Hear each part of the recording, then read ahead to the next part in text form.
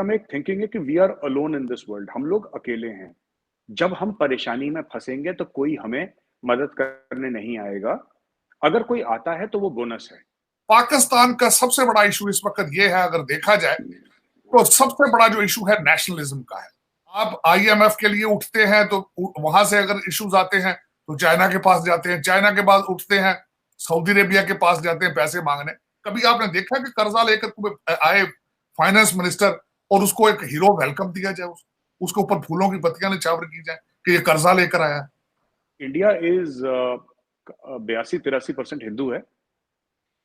India में ज्यादातर Hindus को ये है कि ठीक है, नेपाल है, एक छोटा मुल्क है, टुवर्ड्स आवर नॉर्थ, एंड लेकिन लार्जली ये है कि we are alone in this world. ये मैं, अगर कोई आता है हमारी मदद करता है, अमेरिका करे, रशिया करे, यूरोपियन यूनियन करे, ब्रिटेन करे, जो भी करे, वो बोनस है।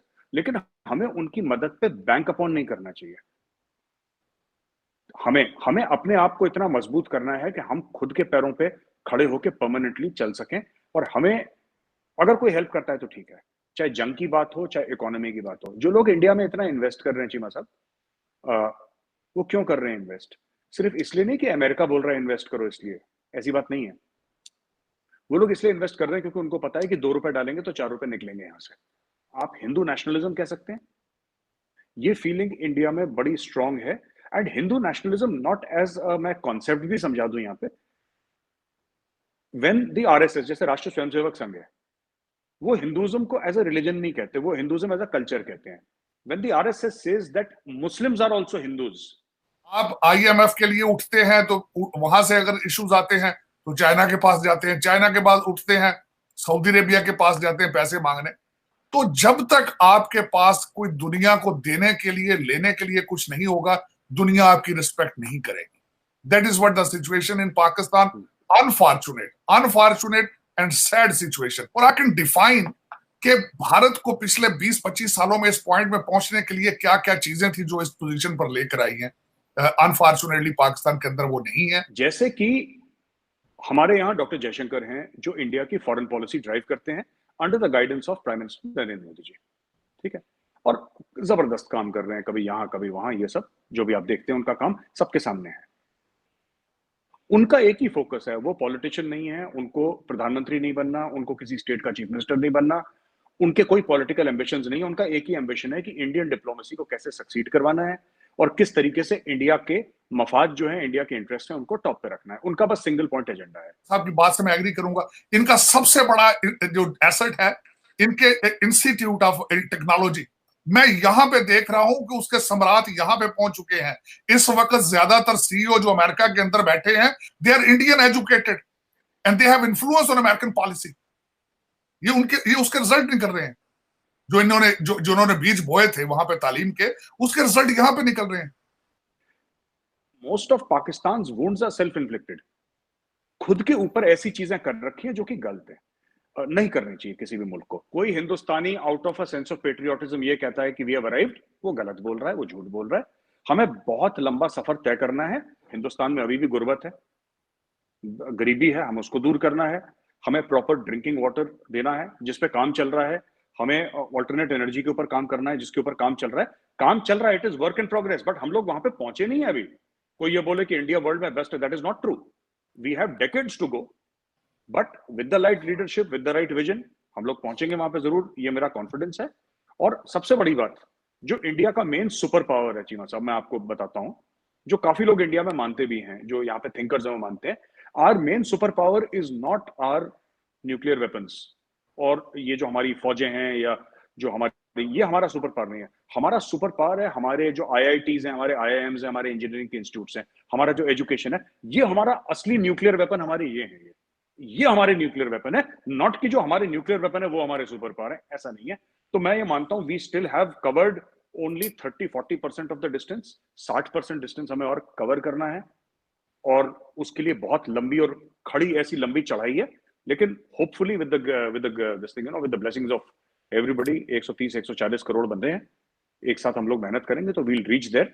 लेकिन वक्त लगेगा चीमा साहब, और जबरदस्त मेहनत लगेगी, जबरदस्त मेहनत लगेगी। पाकिस्तान की हिस्ट्री देखी जाए, आज जो कुछ भी हो रहा है उसके सबसे बड़े मूजद मैं समझता हूँ अयूब खान और सिकंदर मिर्जा थे।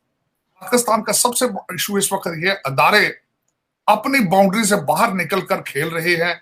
आपकी अदालतें सियासी फैसले कर रही हैं, आपकी फौज सियासत में है, आपकी सियासत फौज के अंदर है, और किसी का फोकस पाकिस्तान पर नहीं। आपका हर सियासतदान इस वक्त जो भी बैठा है, तकरीबन को 5,000 आपके लोग हैं, डिसीजन मेकर हैं 3-4 शहरों में, सारे के सारे जिनके बच्चे बाहर बैठे हैं, बीवियां डुअल नेशनल हैं, फॉरेन करेंसी अकाउंट रखते हैं, कोई इंटरेस्ट उनका पाकिस्तान के अंदर नहीं। पॉलिटिकल स्टेबिलिटी की बात कर रहे हैं, हर पार्टी एक दूसरे को गालियां निकाल रही है। किसी पार्टी ने आपको बताया है कि इकोनॉमिक हमारे पास रोड मैप कौन सा है? हमने किस तरह इसको, आपका सबसे बड़ा क्राइसिस इकोनॉमिक है इस वक्त। आप IMF ने 1 बिलियन दिया तो आप फूलों के, कभी आपने देखा कि कर्जा लेकर आए फाइनेंस मिनिस्टर और उसको एक हीरो वेलकम दिया जाए, उसके ऊपर फूलों की पत्तियां निछावर की जाए कि ये कर्जा लेकर आया? तो आपका माइंडसेट एक ऐसा है और एक हाइब्रिड सिस्टम ऐसा क्रिएट कर दिया गया है कि शराफत को हमने प्रमोट करना छोड़ दिया, करेक्टर हमने रोल मॉडल प्रोड्यूस करने छोड़ दिए हैं। हमारा रोल मॉडल इस वक्त क्या है? एक करप्ट सियासतदान। आप पहले जिंदगी में कामयाब होते हैं, फिर सियासत में आते हैं। हमारे लोग सियासत में आके कामयाब होने की कोशिश करते हैं। देखिए ना, हमने जमहूरियत को ही गलत तरीके से पकड़ लिया है। तो जब आप एक सियासत में कारोबार समझ कर आएंगे कि हमने यहां से आके पैसा बनाना है, तो फिर वही होगा जो आज पाकिस्तान में हो रहा है। आपका रोल मॉडल इस वक्त क्या है सियासत के अंदर? एक करप्ट आदमी, जो कोई उसकी एजुकेशन नहीं है, टूटा फूटा BA उसने किसी को पकड़ के कराया है, उसके साथ 15 लोग कलाशनकोफे लेके फिर रहे हैं, और उसके साथ उसके पास बड़ी बड़ी गाड़ियां, लैंड क्रूजर 6-7 किस्म की। ये रोल मॉडल। और वो आता है, वो 5 करोड़ लगाता है, 20 करोड़ बना के निकलता है। This is what everybody knows, क्योंकि हर एक के हाथ में स्मार्टफोन है, हर एक इंसान को पता है कि पाकिस्तान में क्या हो रहा है। आपने अफगानिस्तान पे बहुत पैसे बनाए, जब रशिया वहां पे आया आपको टैंक, आपको कंटेनरों में डॉलर आया, आपने बड़े बनाए, आपको अभी तक उनके ख्वाब नजर आ रहे हैं। लेकिन उसी अफगानिस्तान में जिसके आपने मुहाजिरीन आज भी पाल रहे हैं, आज उनके डिफेंस कॉन्ट्रैक्ट कतर के साथ हो रहे हैं, आज उनके डिफेंस कॉन्ट्रैक्ट भारत के साथ हो रहे हैं। आपको क्या दे रहे हैं? आपको TTP दे रहे हैं, लेकिन आप सबक इससे भी नहीं सीखेंगे। आपके ऊपर मुसलसल वो अटैक कर रहे हैं, आपके एक सूबे को वो कहते हैं ये हमारा सूबा है, आपके खिलाफ हैं। अफगानिस्तान के अंदर आपके लिए नफरतें भरी पड़ी हैं, लेकिन आप डायरेक्शन रखते हैं। तो आपका जो, मैं देखिए किस खूबसूरती से आपके एक लीडर ने एक सियासी पार्टी को मजहबी पार्टी बना दिया है, लेकिन इसकी डायरेक्शंस नहीं आप देखते कि किस डायरेक्शन जा रही है। इनकी डायरेक्शन है सोमालिया और अफगानिस्तान है। भारत के साथ कंपैरिजन किया जाए तो एक, जिस तरह अभी मेजर साहब की बात से मैं एग्री करूंगा, इनका सबसे बड़ा जो एसेट है इनके इंस्टीट्यूट ऑफ टेक्नोलॉजी।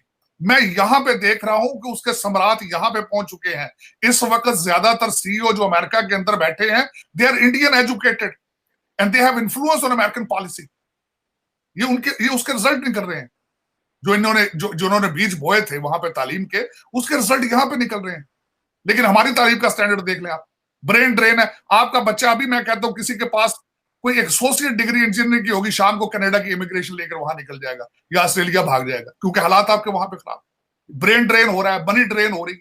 आपका प्राइम मिनिस्टर एक बैठा है, मुसलसल नफरत के बीच बो रहा है। वो पाकिस्तान बिल्कुल तरक्की नहीं कर सकता। मैं ऐलान करना, ये बात करना चाहता हूँ, भारत के साथ आप रिलेशनशिप ठीक नहीं करेंगे, पाकिस्तान तरक्की नहीं कर सकेगा। पाकिस्तान तो इस्लामिक स्टेट है और हम 75 साल से इस्लामिक स्टेट है। इंडिया के अंदर ये कहा जा रहा है कि इंडिया जो है उसको अभी 2014 में पता चला है कि शायद वो एक हिंदू स्टेट बनना चाहती है।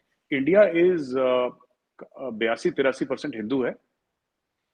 इंडिया में ज्यादातर हिंदूज को ये है कि ठीक है, नेपाल है, एक छोटा मुल्क है, टुवर्ड्स आवर नॉर्थ, एंड लेकिन लार्जली ये है कि we are alone in this world. ये मैं आपकी शो में पहले भी डिस्कस कर चुका हूँ चीमा साहब, और मैं आज फिर तारड़ साहब भी बैठे।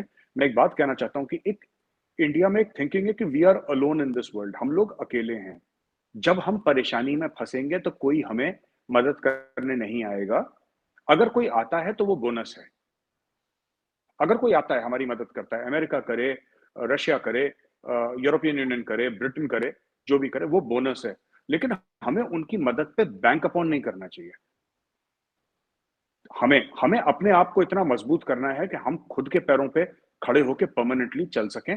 और हमें अगर कोई हेल्प करता है तो ठीक है, चाहे जंग की बात हो, चाहे इकोनॉमी की बात हो। जो लोग इंडिया में इतना इन्वेस्ट कर रहे हैं चीमा साहब, वो क्यों कर रहे हैं इन्वेस्ट?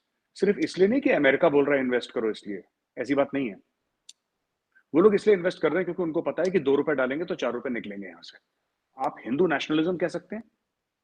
ये फीलिंग इंडिया में बड़ी स्ट्रांग है। And Hindu nationalism not as मैं कॉन्सेप्ट भी समझा दूं यहां पे, व्हेन द आरएसएस, जैसे राष्ट्रीय स्वयंसेवक संघ है, वो हिंदुइज्म को एज अ रिलीजन नहीं कहते, वो हिंदुइज्म एज अ कल्चर कहते हैं। When the RSS says that Muslims are also Hindus, यहां से कोई अरब से नहीं आया घोड़े पे, कुछ आए होंगे सेंट्रल एशिया से, कोई पठान वठान आए होंगे, सब इसी मिट्टी के हैं। सिंधु नदी के आसपास रहने वाले और उसके पीछे रहने वाले हिंदू हैं। The word Hindu comes from Sindhu. Hinduism जो आप अगर उसको रिलीजन मानते हैं तो उसका नाम है सनातन धर्म। हिंदुस्तान वर्ड कहां से आया? हिंदुस्तान का मतलब ये नहीं कि वो जगह जहां पे हिंदू रहते हैं। सिंधुस्तान, जिसको ग्रीक्स इंडस कहते थे, आपने सुना होगा Indus, that is Sindhu, Indus, वो सब ये एक ही वर्ड का ना अलग अलग है। So it is from that perspective that they are speaking, that we are children of a common land, common soil. हमें इसी में मुसलमान को दफन होना है, हिंदू की राख यहीं पे आनी है। ये एक कॉन्सेप्ट है।